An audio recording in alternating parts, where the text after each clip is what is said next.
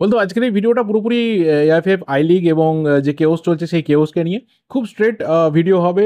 1%ও আমার নিজের ইমোশনকে আমি শেয়ার করতে আসিনি, কারণ আজকের দিনে দাঁড়িয়ে ভারতীয় ফুটবলে ইমোশনের খুব একটা দাম আছে বলে মনে হয় না। আর এই ভারতীয় ফুটবল নিয়ে চিৎকার করার সময়টাও বোধহয় আস্তে আস্তে আমাদের অনেকেরই শেষ হয়ে আসছে, কারণ যে জায়গাতে ইমোশনসের খুব একটা দাম নেই সেখানে দাঁড়িয়ে ইমোশনটা শো করারও খুব একটা প্রয়োজন আছে বলে আর অন্ততপক্ষে আমার পার্সোনালি মনে হচ্ছে না। ধীরে ধীরে হয়তো আমার অনেক বন্ধুবান্ধব রয়েছে তাদেরও মনে হবে। তো যাই হোক, এটা যত তাড়াতাড়ি সবার মনে হবে তত তাড়াতাড়ি ভালো। এবং অবশ্যই আমরা অন্যদিকে যদি ফোকাস করতে পারি, অন্যদিকে যদি নিজেদের যে চিন্তাভাবনা রয়েছে সেটাকে সুইচ করতে পারি, তাহলে সেটা খুব ভালো হবে। মেন ভিডিওটা এই টাইম ফ্রেম থেকে শুরু হচ্ছে এবং টাইম স্ট্যাম্পও দেওয়া রয়েছে, সেখানে সরাসরি চলে যাও। আর তার আগে আমি কিছু ভাটের কথা বলবো। কালকে ভিডিওটা প্রথমত কেন সরালাম তার দুটো রিজন। নাম্বার ওয়ান, সেটা হচ্ছে যে প্রচণ্ড পরিমাণে আমি ইমোশনালি বার্স্ট হয়ে গেছিলাম এবং সেই ইমোশনালি বার্স্ট হতে গিয়ে অনেক কটা ইনফরমেশন স্কিপ হয়ে গেছিলো। ল্যাক অফ ইনফরমেশন সেই ভিডিওর মধ্যে আমি খুঁজে পেয়েছিলাম। অ্যান্ড যখন আমি ভিডিওটা রিভিউ করেছি, ন্যাচারালি আমি যখন এডিট করছিলাম তখনও আমার মনে হয়েছিল যে এই ভিডিওটা পোস্ট না করাই ভালো, কিন্তু যেহেতু কালকের ঘটনা টাটকা, তো অনেকেই বলতো যে এই নিয়ে কেন কথা বললে না, কেন এটাকে স্কিপ করে গেলে, কিসের ইন্টারেস্ট রয়েছে। তো সেই কারণে আমি ভিডিওটা দিয়েছিলাম। হয়তো কিছু জায়গায় এডিট করে দিলে ভালো হতো, বাট কোথাও আমার যে ইমোশনটা আমি শো করছিলাম সেটাকে তো এডিট করে বার করতে পারতাম না। যাই হোক, আমার অন্ততপক্ষে ভিডিও দেখে মনে হয়েছিল যে ইমোশনালি বার্স্ট হতে গিয়ে আমি অনেক ইনফরমেশনে ল্যাক করে ফেলেছি। অনেক কটা ইনফরমেশন আমার শেয়ার করা দরকার ছিল, সেগুলো আমি করিনি। এবং যে ইনফরমেশনগুলো আমি দিয়েছিলাম বা যে ইনফরমেশনের থেকে বড় কথা যে ইমোশনাল পার্টগুলো আমি শেয়ার করতে গিয়ে কিছু কথা বলেছিলাম, সেখানে দাঁড়িয়েও কিছু কথা হয়তো ঠিক ছিল না। কোনগুলো অবশ্যই বলবো, যেমন অবশ্যই ব্যানের ক্ষেত্রে আমি কিছু কথা বলেছিলাম যে এআইপি পুরো ব্যান আসতে পারে। সেটা আমি যখন রিয়েলাইজ করলাম, মানে যখন আমার কাছে ইনফরমেশন এলো, সঙ্গে সঙ্গে আমি দেখলাম যে না, এই ব্যানের কথা বলাটা একদমই ঠিক হচ্ছে না। তো এখানে এই ভিডিওটাকে স্টপ করা দরকার রয়েছে। তো বহু মানুষ এই ভিডিও দেখেছিলেন, 45 থেকে 50 মিনিট বোধহয় ভিডিওটা ছিল, 5,000-এর মতো মানুষ দেখেছিলেন। তো যাই হোক, আজকে প্রপার ওয়েতে ইনফরমেশন এবং ওপিনিয়ন শেয়ার করব, তার বাইরে আর কিছু না। আর আবারও বলছি, ভারতীয় ফুটবল এই মুহূর্তে দাঁড়িয়ে ইমোশনের জায়গাটা পুরোপুরি শেষ হয়ে গেছে। ইমোশনটা চলে গেছে, নেই আর। যা কিছু পড়ে রয়েছে সেটা হচ্ছে একটা কঙ্কাল। যদিও সেই কঙ্কাল আপাতত ফ্রেঞ্চ কার্ড নিয়েই দাঁড়িয়ে রয়েছে, সেটা আমাদেরকে খুব ভালোভাবেই, মানে খুব সুস্থভাবে আপাতত হজম করতে হচ্ছে। নাও, মেন পোর্শনটা এখান থেকে ভিডিও শুরু হচ্ছে। প্রথম কথা হচ্ছে যে এই কেওসটা কেন। আমরা জানি আই লিগ চ্যাম্পিয়নশিপ নিয়ে কেওস চলছে। অ্যাপিল কমিটি এফএফএ তারা জানিয়েছে যে চার্চিল ব্রাদার্স তাদেরকে চ্যাম্পিয়ন করতে হবে। ইন্টারকাসি নয়, চার্চিল ব্রাদার্সই চ্যাম্পিয়ন। ভালো কথা, আমরা ঠিক আছে, আমাদের কাছে কিছু এসে যায় না। না আমি ইন্টারকাসির ফ্যান, না আমি চার্চিলের ফ্যান। দুটো টিমকেই ভালো লাগে। ইন্টারকাসি খুব কম সময়ে এসে ভালো ফুটবল খেলছে, চার্চিল তো দীর্ঘদিন ধরে রয়েছে। এইবারে যদি ফাইনালি তারা জেতে, তাহলে এটা ওদের থার্ড আই লিগ হবে। এর আগে 2009-10, তারপর 2012-13 বোধ হয়, তারপর আবার এটা। তো অনেক দিন পর ওরা চ্যাম্পিয়ন্স লিগ, এই সরি, আই লিগ জিতছে। এবার দ্বিতীয় বিষয়টা হচ্ছে যে এই ভার্ডিক্ট যখন আসে, যে আইএফএফ জানিয়ে দেয় যে চার্চিলই চ্যাম্পিয়ন হচ্ছে, ইন্টারকাসি সরাসরি বলে যে আমরা সিএএসএ মুভ করছি, court of arbitration for sports, যারা বিভিন্ন ধরনের স্পোর্টসের ডিসপিউটকে শোনে এবং সেখানে ভার্ডিক্ট দেয়। আর এখানে পরিষ্কার বলে রাখা ভালো যে যখন সিএএস থেকে কোনো অর্ডার আসে, যখন কোনো ভার্ডিক্ট আসে, তোমাকে শুনতে হবে। মানে না শোনা ছাড়া কোনো রাস্তা নেই। কালকেও বলেছিলাম যে শুনতেই হবে, কারণ যতগুলো স্পোর্টসের গভর্নিং বডিজ রয়েছে তারা প্রত্যেকে সিএস এর কথাকেই মান্যতা দেয় যে সিএএস থেকে যদি ফাইনাল কোনো ভার্ডিক্ট আসে, এই ট্রাইব্যুনালে গিয়ে যদি কেউ নিজেদের পক্ষে যদি কেউ রায় নিয়ে আসে, তারপর আর কোথাও চ্যালেঞ্জ করা যায় না সেই রায়কে। তো সেটা শুনতেই হবে। সেটা ফিফা, আইসিসি, অলিম্পিক, সবাইকে শুনতে হয়। তো তার উপরে আর কেউ নেই, তার উপরে কেউ নেই। তুমি আর কোনো দেশের বা নিজের দেশের সুপ্রিম কোর্টেও যেতে পারবে না। যাই হয়ে যাক না কেন, যত ক্ষতিই তোমার হোক না কেন, যাই লস হয়ে যাক না কেন, তুমি আর কোথাও যেতে পারবে না স্পোর্টসে যখন একটা ভার্ডিক্ট সিএএস বা ট্রাইব্যুনাল থেকে বেরিয়ে চলে আসে। নাও, যখনই ইন্টারকাসি বলেছিল যে আমরা সিএএসে যাচ্ছি, আমাদের মতো খুব সাধারণ ফ্যান, যাদের কোনো লয়ের ডিগ্রি নেই, যারা খুব একটা এইসব জানি না, বুঝি না, কিছু না, তারাও জানতাম, তারাও আন্দাজ করে ফেলেছিলাম যে সিএএস থেকে কিন্তু যে জিনিসটা করবে সেটা হচ্ছে প্রথমে এটার উপর একটা স্টে অর্ডার দিয়ে দেবে, যে না এখন কিচ্ছু ঘোষণা করা যাবে না। যেহেতু একটা ডিসপিউট এসেছে, এই ডিসপিউটটা যতক্ষণ না সলভ হচ্ছে ততক্ষণ কিন্তু কাউকে চ্যাম্পিয়ন ঘোষণা করা যাবে না। কিন্তু এটা জানতেন না এআইএফএফ এর যারা পরিচালন সমিতির সদস্যরা রয়েছেন বা এআইএফএফ কে যারা পরিচালনা করেন, যারা এআইএফএফ এর পুরো কাজকর্ম দেখেন, তারা এটা জানতেন না। আমার মনে হয় যে এআইএফএফ এর উপর থেকে যেদিন থেকে ভরসাটা উঠে গেছে সাধারণ ভারতীয় ফুটবল ফ্যানেদের, সেই দিনকেই এআইএফএফ বলে যে আর কিছু আছে, ভারতীয় ফুটবল ফ্যানরা আর মনে করে না। একটা বডি রয়েছে, সেখানে কিছু লোকজন রয়েছে, কারো কারোর ওপর পার্সোনাল অনেকের রাগ রয়েছে, কারো কারোর ওপর নেই, কিন্তু as a whole, as an unit, কোথাও এই এআইএফএফ এর ওপর আমাদের আর সেই ভরসাটা নেই। একটা অ্যাডমিনিস্ট্রেটিভ বডির ওপর যখন একটা সমগ্র ভারতীয় ফুটবল ফ্যানেদের ভরসা বা একটা লার্জার অ্যামাউন্ট অফ মানে মানুষের ভরসাটা চলে যায়, তখন তার থেকে খারাপ দিন আর কিছু আসতে পারে বলে অন্তত পার্সোনালি আমার মনে হয় না। কিন্তু আমি এখানে বলবো যে যারা এআইএফএফকে বিভিন্ন রকমভাবে লিগালি হেল্প করেন, যারা বুদ্ধি দেন, যারা বিভিন্ন রকমের সাজেশন দেন, তারাও কি এটা জানতেন না? যে সিএসি যখন একটা ক্লাব মুভ করছে তখন এটার উপর প্রথমে একটা স্টে অর্ডার আসবে, ভার্ডিক্ট কি আসবে পরের ব্যাপার, একটা স্টে অর্ডার আসবে এবং সেই স্টে অর্ডারটা ফলো করতে হবে। যাই হোক, নেক্সট পার্ট হচ্ছে যে এআইএফএফ তারা ঠিক করে যে গোয়াতে একটা প্রাইজ ডিস্ট্রিবিউশন সেরিমনি রাখবে এবং সেখানে চার্চিলের হাতে তারা ট্রফি তুলে দেবে। ভালো কথা, চার্চিলকে ট্রফি দিতেই হবে, মেডেল দিতেই হবে, ভালো কথা। কিন্তু আমার মনে হয় পার্সোনালি, বা আমাদের অনেকেরই আপাতত মনে হয় পার্সোনালি, যে এই সিএএস এর পুরো ব্যাপারটা মেটার পর যদি এই প্রোগ্রামটা হতো তাহলে আজকের এই কেওস কিন্তু হতো না। আজকের এই যে এত আলোচনা, আজকে এত পরিমাণে এআইএফএফকে রীতিমতো খিল্লি করা, সেই জিনিসটা কিন্তু হতো না। মানে কোথাও একটা লজ্জার ব্যাপার, কোথাও একটা জঘন্য একটা কাজকর্ম যেটা অ্যাকচুয়ালি প্রয়োজন ছিল না। এটার কনসিকুয়েন্সেস কী আসবে সেসব পরের ব্যাপার, সেসব নিয়ে পরে কথা বলবো। তো কালকে সেই ঘটনা ঘটেছে এবং সারপ্রাইজিংলি কালকেই কিন্তু সিএএস থেকে স্টে অর্ডার বেরিয়েছে যে এখন এআইএফএফ কাউকে চ্যাম্পিয়ন ঘোষণা করতে পারবে না, কাউকে ট্রফি মেডেল এসব দিতে পারবে না। এবং এই পোস্ট প্রথম অফিসিয়ালি আমরা দেখতে পাই ইন্টার কাসির তরফ থেকে। তারা সোশ্যাল মিডিয়াতে এসে 3:45 নাগাদ জানিয়ে দেয় যেরকম একটা স্টে অর্ডার বেরিয়েছে, যতদিন না এই ডিসপিউট মিটছে কাউকে চ্যাম্পিয়ন ঘোষণা করা যাবে না। কিন্তু তারপরেও গোয়াতে যে প্রোগ্রামটা চলছিল সেটা কন্টিনিউয়াসলি চলে, সমস্ত ভারতীয় ফুটবল ফ্যান্স তারা জানতে পেরে গেছিলেন। কিন্তু সেখানে দাঁড়িয়ে যারা ওই প্রোগ্রামটাকে করছিলেন, যারা এএফএফ এর তরফ থেকে দায়িত্বে ছিলেন, যারা চার্চিল ব্রাদার্সের তরফে ছিলেন, তারা কেউ এটাকে দেখতে পাননি। এর থেকে বড় আনলাকি জিনিস আর কিছু হতে পারে না। আনলাকিলি সেখানে কারোর হাতে হয়তো ফোন ছিল না, যদিও ছবি লিক হয়েছিল, সেখানে হয়তো ইন্টারনেট ছিল না, যদিও সেই ছবি লিক হওয়ার পর সোশ্যাল মিডিয়াতেও এসে গেছিলো, কিন্তু তারপরেও তারা কেউ এই বিষয়টা দেখতে পাননি যে এখানে দাঁড়িয়ে পুরো বিষয়টাকে সিএস কিন্তু স্টে অর্ডার দিয়ে বন্ধ করতে বলছে।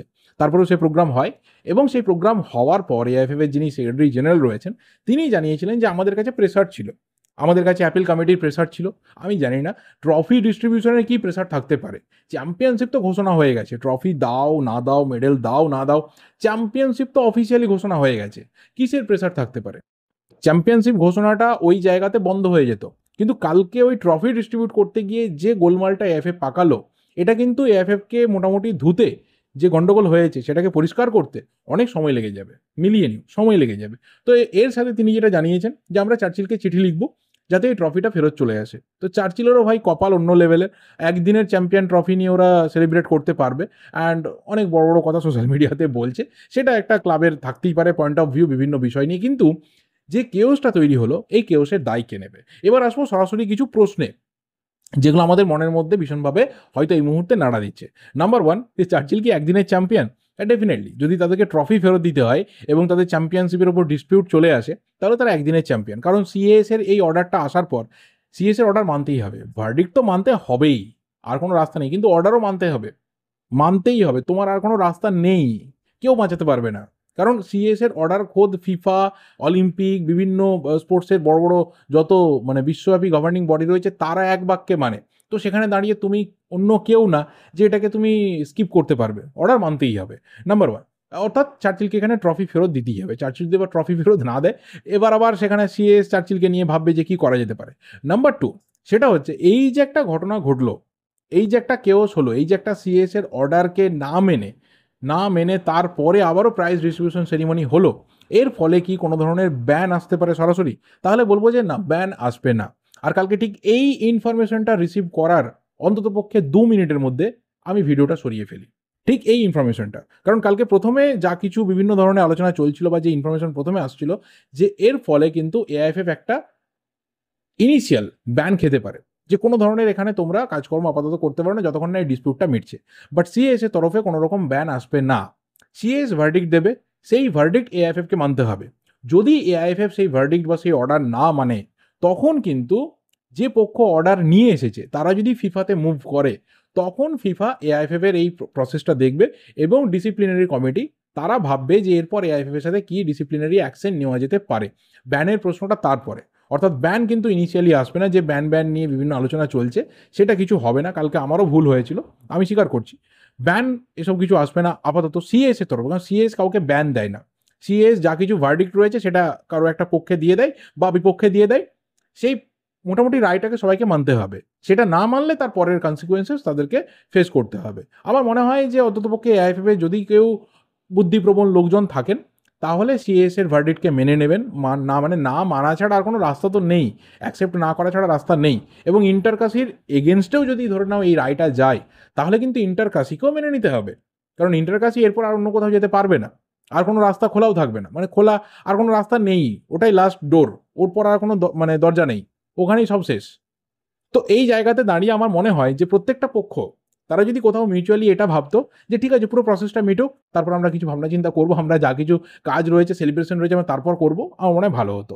নেক্সট থিং হচ্ছে যে এরপর ন্যাচারালি এই যে একটা মানে সিএস এর অর্ডার এলো, এই অর্ডারের পর কি আসতে পারে, এরপর কি কি প্রসিডিংস আসতে পারে।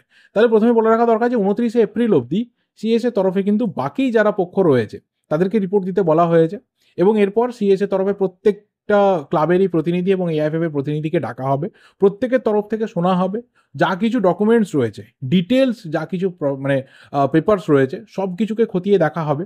এবং ইন্টারকাসির যে পার্টিকুলার অভিযোগটা ছিল নামধারীর এগেনস্টে, যেটা সব থেকে সিরিয়াস একটা অ্যালিগেশন এবং যার বেসিসে আজকের এই ঘটনা, সেই প্রসেস খতিয়ে দেখার জন্য তার আগের যা কিছু রেকর্ডস রয়েছে ম্যাচগুলোর প্রত্যেকটা জিনিসকে রিভিউ করা হবে, এবং তারপর সিএস মোটামুটি সব পক্ষকে শোনার পর একটা ফাইনাল ভার্ডিক্ট নিয়ে আসবে।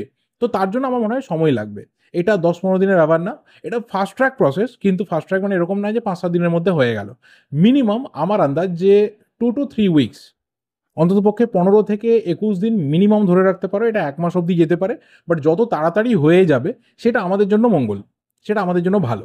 কারণ যে মোটামুটি সোশ্যাল মিডিয়াতে উল্টোপাল্টা জিনিস চলছে, আমার মনে হয় সেটা বন্ধ হবে। কারণ দেখো চার্চিল মাঠে ভালো খেলেছে, আনডাউটেডলি প্রপার ওয়েতে পারফরমেন্স দিয়ে গেছে, তারা চ্যাম্পিয়ন হলে তারা চ্যাম্পিয়নের দাবিদার হয়েই চ্যাম্পিয়ন হবে। ইন্টারকাশি তারাও একইভাবে ভালো খেলেছে, এবং যে ম্যাচটা তারা হেরেছে সেখানে নামধারী যদি সত্যিই কোনো একজন ইললিগাল প্লেয়ারকে মাঠে নামায়, তাহলে সেটা against the law, against the rule. সেখানে দাঁড়িয়ে ইন্টারকাশি ম্যাচ হারলেও কিন্তু ফুল পয়েন্টস পাবে, এবং বাকি যে গোটা টুর্নামেন্টটা ওদের গেছে সেই নিরিখে ওরাও কিন্তু মেরিটের বেসিসেই চ্যাম্পিয়ন হবে, এবং অবশ্যই অন্যের ভুলের জন্য পয়েন্ট নিয়ে চ্যাম্পিয়ন হবে। তো দুটো টিমই এদিক থেকে ঠিক আছে, এই দুটো টিমকে নিয়ে, এই দুটো ক্লাবকে নিয়ে আমাদের ভারতীয় ফুটবল ফ্যান্সদের কোনো সমস্যা নেই। কিন্তু পার্টিকুলার কিছু লোক রয়েছে তারা ভাবে যে সবাই আমার শত্রু, আর কিছু কিছু লোকজন রয়েছে তারা আমার বন্ধু, এবং তার ফলে কি করে শুধুমাত্র ভারতীয় ফুটবলকে ডোবানোর জন্য এআইএফএফ এর বেশি করে আরও ব্যান আসুক, বা ইন্ডিয়ান ফুটবলের বেশি করে ব্যান আসুক, তার জন্য বারবার করে কোর্টে দৌড়াদৌড়ি করেন। কারা করেন আমরা খুব ভালো করে জানি। সেখানে আবার একজন লিডার রয়েছেন, তিনি ন্যাচারালি পুরো প্রসেসটাকে লিড করেন, তিনি মনে করেন তিনি ভারতীয় ফুটবলের মেসিহা, তিনি ভারতীয় ফুটবলের সব থেকে বেশি মানে কন্ট্রিবিউট করা একজন লোক। আদতে তিনি কি সেটা আমরা সবাই খুব ভালো করে জানি। ন্যাচারালি বেলুন যতক্ষণ ফেঁপে ফুলে থাকে ততক্ষণ তাকে দেখতে ভালো লাগে, কিন্তু সে যত ওপরের দিকে উঠতে থাকে তত তার হাওয়া কমতে থাকে। অ্যাকচুয়ালি এই লোকটারও তাই অবস্থা, যতদিন মোটামুটি নিচে ছিল, মাটিতে ছিল, এত বড় ফাঁপা বেলুন হয়ে দেখতে ভালো লাগতো, প্রচুর কাজকর্ম করেছে, সেটা অস্বীকার করার জায়গা নেই, কিন্তু তার থেকে বেশি অকাজ করেছে আমি অন্তত পক্ষে পার্সোনালি মনে করি। তো তাকে নিয়েও এবার ইন্ডিয়ান ফুটবল ফ্যান্সদের ভাবার সময় এসেছে যে এই লোকটাও কিন্তু এআইএফএফ এর যে বোকামি রয়েছে, এআইএফএফ এর ভেতরের যে বিভিন্ন ডিসপিউটস রয়েছে সেটা তো আছেই, কিন্তু এই লোকটা আরও বেশি করে ইন্ডিয়ান ফুটবলের ক্ষতি চাই। এই লোকটা আরও বেশি করে বিভিন্ন সময়ে কোর্ট আদালত অন্যান্য বিভিন্ন সিভিল ব্যাপারকে টেনে নিয়ে আসে, যার ফলে ফিফার একটা ব্যান আবার আমরা খেতে পারি। এর জন্য না হলেও, মানে বর্তমানে সিএস এর জন্য না হলেও, ওই ভদ্রলোকের জন্য কিন্তু আমরা ফিফার তরফ থেকে ব্যান খেতে পারি। তো সেই জিনিসগুলোকে ইন্ডিয়ান ফুটবল ফ্যানেদের এবার খতিয়ে দেখার সময় এসেছে। যদিও কেউ কেউ এখন তাকে মাথায় তুলে নাচে, ভালো কথা, পরে বুঝতে পারবে যে মাথায় তুলে নাচার রেজাল্ট কী রয়েছে। লাস্ট 7-8 বছর হয়ে গেল লোকটাকে আমার পছন্দ না, মানে যখন থেকে বাংলার মানে মাটিতে দাঁড়িয়ে বাংলার দুটো ক্লাবকে বিভিন্ন ধরনের অপমানজনক কথা বলেছিল, আমার এখনও মনে আছে, সেই বৃষ্টি স্নাত বিকেল এখনও মনে আছে আমার। সেই দিন থেকে দাঁড়িয়ে লোকটাকে আমার পছন্দ না। হ্যাঁ, ডেফিনেটলি আমি স্বীকার করছি লোকটা ভারতীয় ফুটবলের একাডেমির ক্ষেত্রে, ইউথ ফুটবলার তুলে আনার ক্ষেত্রে অনেক কাজ করেছে, বাট তার মানে এই নয় যে তুমি অন্য ক্ষতিও করতে পারো। তো ন্যাচারালি যা কিছু চলছে সেটা তার কনসিকুয়েন্সে সে ভোগ করবে। এই যে পার্টটা যেটা CS, Inter Kashi, Churchill, I hope সেটাকে আমি পুরোপুরি ডিসকাস করতে পারলাম, ক্লিয়ার করতে পারলাম। আবারও বলছি, ব্যানের সম্ভাবনা এই মুহূর্তে নেই, পরবর্তী সময়ে আসবে কিনা সেটা পরবর্তী সময়ে দেখা যাবে, এবং ব্যান না হলে যা কিছু আমাদের ন্যাশনাল টিমের ম্যাচ রয়েছে আমরা দেখবো, এনজয় করবো, সেটা টিম খেলবে, এবং যে দুটো টিম এএফসির কন্টিনেন্টাল টুর্নামেন্টে যাবে, মোহনবাগান এবং তার সাথে সুপার কাপের চ্যাম্পিয়নরা, সেটাকে আমরা এনজয় করবো, তারা গিয়ে ভালো পারফরমেন্স করুক, এই গুড উইশেস সবার জন্যই থাকবে।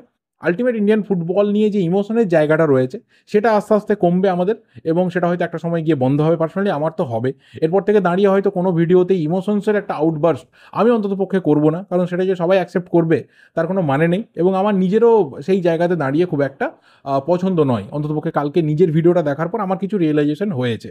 মেবি আই এম রং, হয়তো কারো খারাপ লাগতে পারে, হয়তো কেউ এসে কথা শোনাতে পারে, বাট আই এম সরি, আর এক্সট্রা কিছু বলার নেই আজকের এই ভিডিওতে। যাই হোক, ইনফরমেশন যদি ঠিকঠাক দিয়ে হেল্প করতে পারি তাহলে ভালো কথা। ভালো লাগলে লাইক করো, ভিডিওটা শেয়ার করো, যা কিছু তোমাদের ওপিনিয়ন্স রয়েছে কমেন্ট করে জানাতে থাকো। দেখা হবে পরের ভিডিওতে। Till then subscribe the channel. Thank you and good by.